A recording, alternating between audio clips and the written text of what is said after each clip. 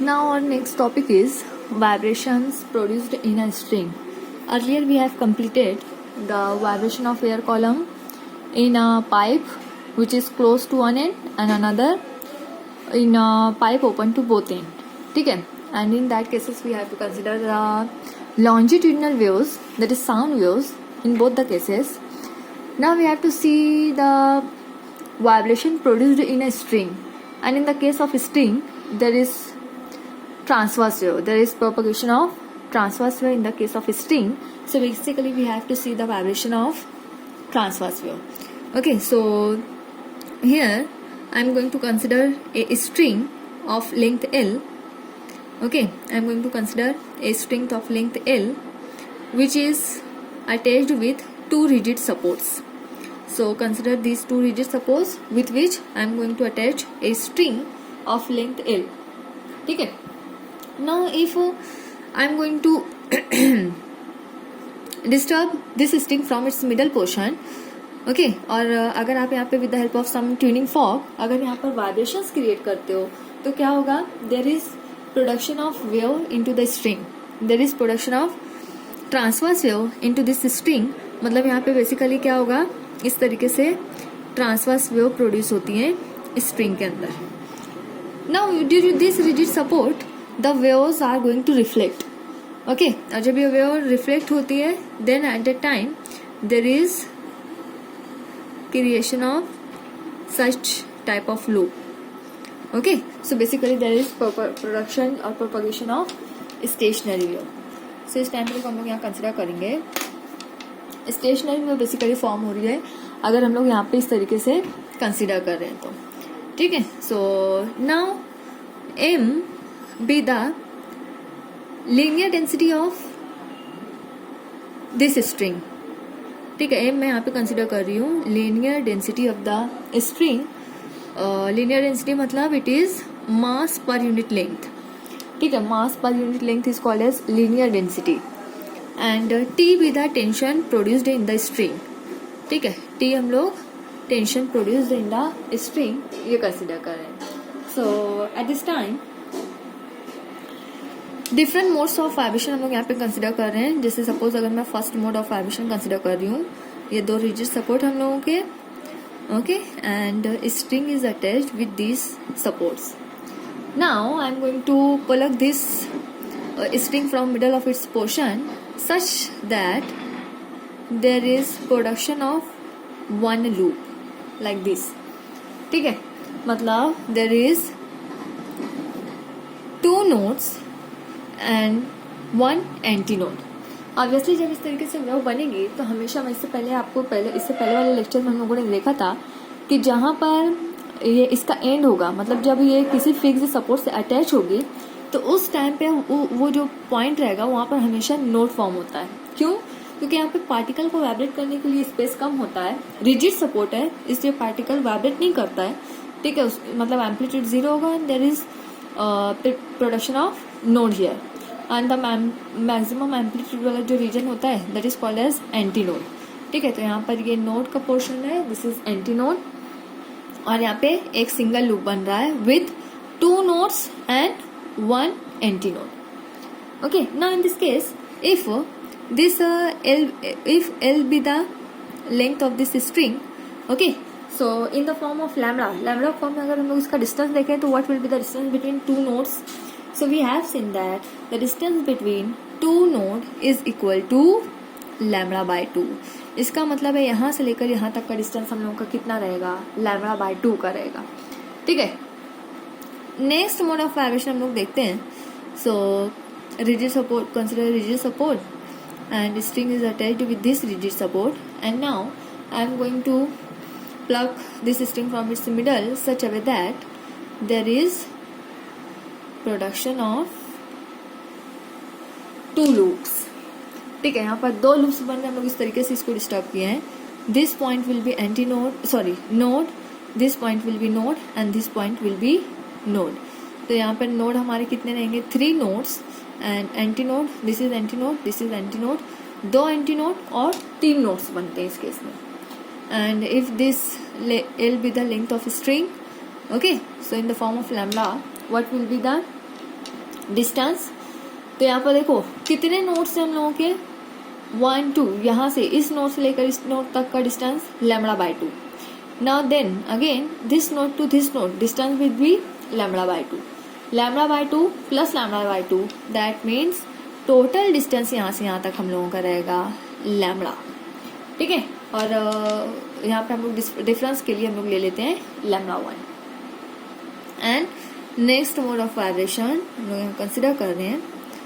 So rigid support and string is tied to this support, and I'm going to plug this string such a way that there is formation of 3 loops like this. ठीक है, now see how much will be nodes and antinodes. There will be 4 nodes. Node, this is again node, node and node. This is antinode, antinode and antinode. It means there is 4 nodes and 3 antinodes. Okay, and this is the length of a string. So in terms of lambda, what will be the distance? So देखो इस node से इस node के बीच का distance λ/2, this is again λ/2, this is again λ/2, that means total distance will be 3 λ/2। Total distance हम लोगों का इस एज से इस एज तक कितना रहेगा 3 λ/2। और देखो यहाँ पर हम लोगों ने लैम्बडा लिया था, यहाँ पर λ1 है, सो इसको मैं ले लेती हूँ λ2, सो इट विल बी 3 λ/2/2। ठीक है, अब देखो हर एक केस में हम लोग को क्या निकालना है, frequency of vibration of string. Okay, so पहले ये फर्स्ट मोड के लिए हम लोग निकालते हैं। For this case length of the string will be L is equal to λ/2। ठीक है, फर्स्ट मोड के लिए हम लोग इसको कंसिडर करते हैं L is equal to λ/2 and therefore lambda will be twice L। ठीक है, लैम्बडा हम लोगों का कितना आएगा 2L आएगा। Now from here n is equal to frequency कितनी रहेगी, n is equal to v/λ। Okay, so this is equal to v velocity of this string into the air, it is equal to square root t/m divided by lambda की value है twice L। ठीक है, अब ये देखो ये क्या है स्क्वायर रूट t/m, ये रहेगा t B the tension, m be the linear density. ठीक है, और ये जो फॉर्मूला हम लोग इससे पहले 11 में पढ़ चुके हैं, साउंड चैप्टर में आप लोग ये पढ़ चुके हो, कहाँ से आया आप लोगों को पता है। ठीक है, सो इसी को हम लोग देखो इस तरीके से लिख सकते हैं, n is equal to I can write it as 1/2 L square root t/m.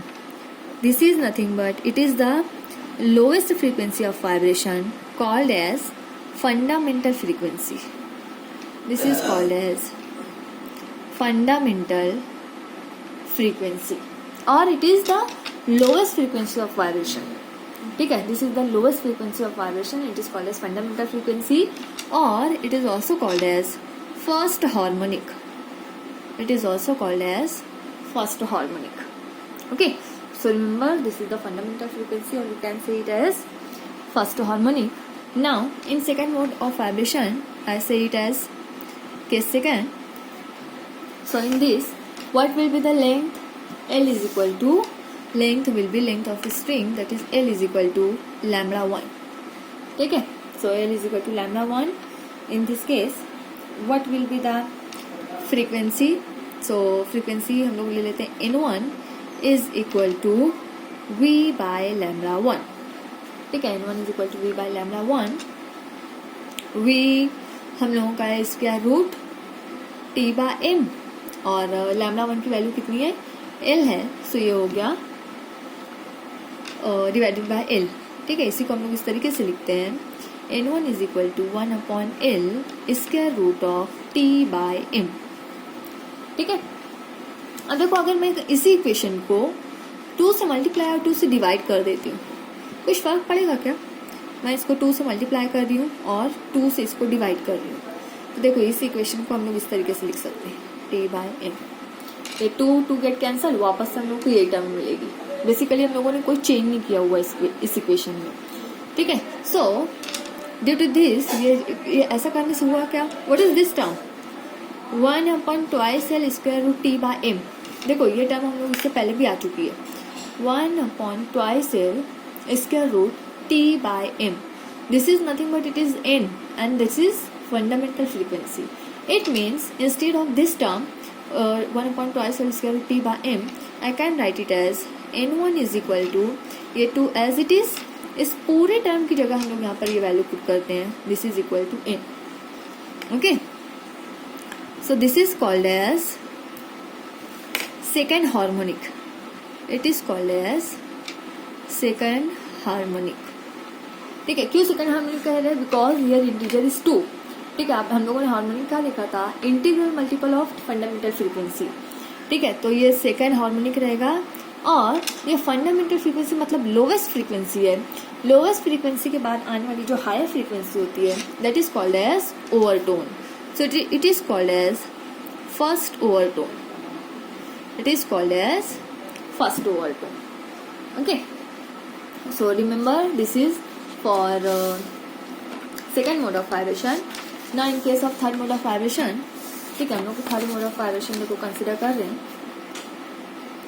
So in the case of third mode of vibration, what will be the length? 3 lambda 2 by 2. So in case third हम लोग ले रहे हैं case third. ठीक है, L is equal to 3 lambda 2 by 2. ये हम लोगों की लेंथ थी थर्ड मोड ऑफ वाइब्रेशन में. यहाँ से हम लोग लैम्बडा 2 निकालते हैं. So lambda 2 will be twice L by 3. This is value of lambda 2. ठीक है, we have to calculate the frequency that is N2. So it is equal to V by lambda 2. ठीक है, V is velocity, its value will be T by M divided by lambda 2 की value देखो क्या है? twice L upon 3. ठीक है, ये 3 यहाँ पर डिनोमिनेटर में हम लोग इसको ऊपर न्यूमरेटर में ले जा सकते हैं. So it can be written as N2 is equal to 3 divided by twice L square root of T by M. This can be written as. ठीक है, now here see this term 1 upon twice L square root T by M. This is nothing but it is the fundamental frequency. So I can write it as N2 is equal to 3N. ठीक है, fundamental frequency की जगह मैं N put कर दी हूँ. So it is N2 is equal to 3N. This is called as third harmonic. This is called as third harmonic, और we can say it as second overtone. This is called as second overtone. Okay, अब आगे का अगर आप calculate करोगे तो इस तरीके से आपको फोर्थ हार्मोनिक मिलेगा. Fourth harmonic third overtone. ठीक है, fifth harmonic fourth overtone. Corresponding आपको इस तरीके से पूरी वैल्यूज मिलते जाती हैं. So at the end of this derivation we conclude that in the case of vibration of string all harmonics are present. All harmonics are present in the case of vibration of string. ठीक है, odd even सारे present हैं. So remember in the case of vibration of air column open at both and, उस case में भी हम लोगों को ऑल हार्मोनिक्स मिला था. ठीक है, वाइब्रेशन ऑफ स्ट्रिंग के केस में भी ऑल हार्मोनिक्स रहेगा. सिर्फ pipe close to one end, उस केस में हम लोगों को ऑड हार्मोनिक्स मिला था. ठीक है, तो remember for the case of vibration of air column in the pipe close to one end there is only odd harmonics, जबकि ओपन टू बोथ एंड और ये in the case of vibration of string there is all harmonics. Okay, so this is vibration of string. Now we can generalize this formula. अगर आपको pth overtone निकालना है, ठीक है, तो उसके लिए हम लोग लिख सकते हैं NP is equal to P into N. P plus 1 हम लोग इसको लिखेंगे. सॉरी, इसी को हम लोग देखो, अगर pth ओवरटोन के लिए आपको निकालना है, so we can write it as P plus 1 into N. This formula will give the pth overtone. ठीक है, सो यहाँ से हम लोग निकाल सकते हैं पी ओवर टू क्या रहेगा हम लोगों का. Now from this we have to know the laws of vibrating string. Laws of vibrating string. ठीक है, बेसिकली 3 लॉज देता है ये. कौन कौन से वो देखना है. सबसे पहले तो what is the fundamental frequency of vibrating string. Fundamental frequency of vibrating string इससे पहले अभी हम लोगों ने देखा था. So the fundamental frequency of vibrating string is n is equal to 1 upon twice L square root of T by M.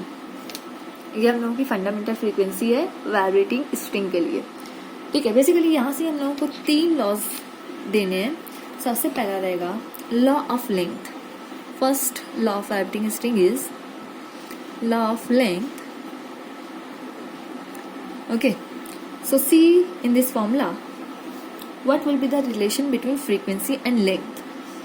ठीक है, अगर हम लोग इस फॉर्मूले को देखते हैं what will be the relation between frequency and length. So from this formula we can conclude that fundamental frequency of vibration of a string is inversely proportional to the length of the string when tension of the string and linear density of the string is kept constant.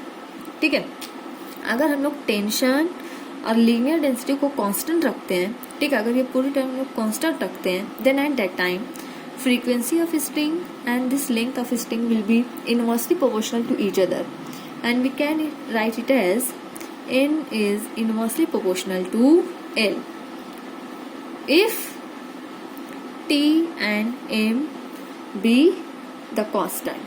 ठीक है, अगर इन दोनों को हम लोग constant रखते हैं then at that time n is inversely proportional to L.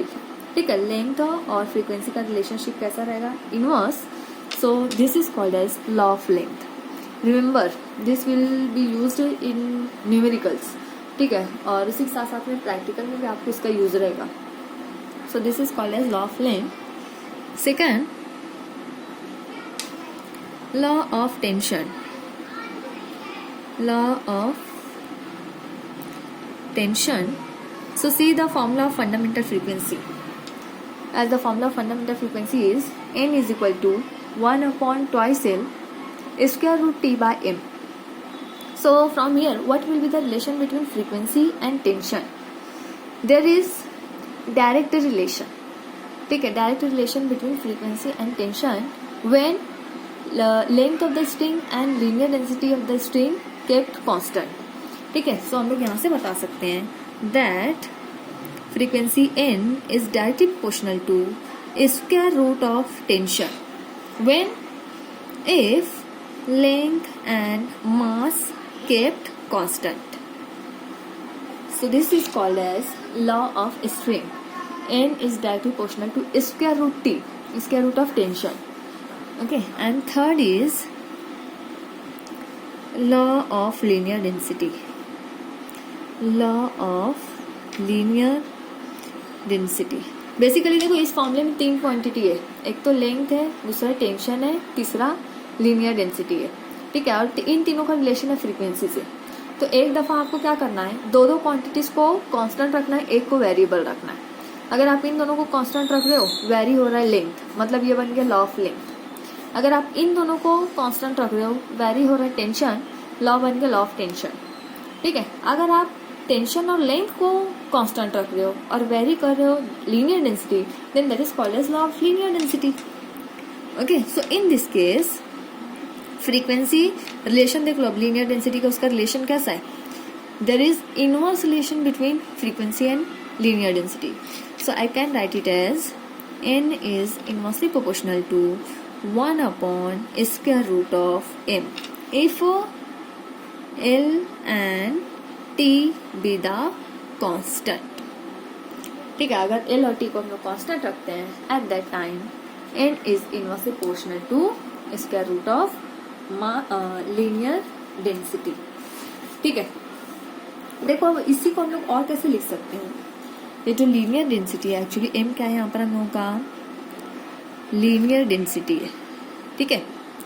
And this linear density is nothing but it is mass per unit length, it is mass per unit length. अब देखो मास को हम लोग वॉल्यूम और density के form में show कर सकते हैं। Mass is nothing but volume into density, ठीक है। अभी अगर नहीं पता है तो what is the formula of density, density is equal to mass upon volume. यहाँ से अगर मास इधर ही रखते हैं तो ये हो जाएगा वॉल्यूम इनटू डेंसिटी। यही चीज हम लोग यहाँ पे रखते हैं, इस मास की जगह आप लिखो यहाँ पर volume into density divided by length, ठीक है। Now here I have to calculate volume of the string, ठीक है। देखो अगर आप स्ट्रिंग का शेप देखो तो ये कुछ इस तरीके से आपको दिखाई देगा, ये इलोंगेटेड शेप होता है ना लेंथ वाइज। तो अगर हम लोग इसको एरिया कंसिडर कर ले रहे हैं that means pi r square and this is the length of string, so it is pi r square L. So volume will the pi r square L into density rho divided by L. L get cancelled, that is pi r square rho. So it is the linear density, formula of linear density, ठीक है। सो देखो frequency और linear density का relation आपको पता है, inverse है। सो linear density की जगह हम लोग ये वैल्यू रख सकते हैं, that is pi r square rho, ठीक है। पाई तो कांस्टेंट है, सो इसका मतलब हम लोग फ्रीक्वेंसी का रिलेशन बता सकते हैं विथ आर एंड रो, ठीक है। तो यहाँ पे पाई कांस्टेंट उसको छोड़ दो, यहाँ पे हम लोग square root of r square लिख सकते हैं। देखो ये गेट कैंसिल, स्क्वायर रूट और स्क्वायर कैंसिल हो जाएगा, that means frequency is inversely proportional to r. दूसरा रिलेशन हम लोग बना सकते हैं रो के साथ, that is frequency is proportional to 1 upon square root rho. So this is another relation which gives the relation between frequency and radius of the string, and this will give frequency and density of the string, ठीक है। दोनों के साथ देखो inverse relation है, लेकिन यहाँ पे स्क्वायर रूट है, यहाँ पर हम लोग डायरेक्ट ले रहे हैं। So these laws are called as laws of vibrating string. तीन ही लॉ को ध्यान में रखना है। अभी हम लोग इसको प्रैक्टिकल्स में भी आएगा अभी, ठीक है। जब प्रैक्टिकल आप परफॉर्म करोगे उस टाइम पे भी आएगा, और सोनोमीटर के साथ हम लोग को इसका वेरिफिकेशन देखना है। तो ये नेक्स्ट लेक्चर में देखते हैं what will be the verification with the help of sonometer, ठीक है।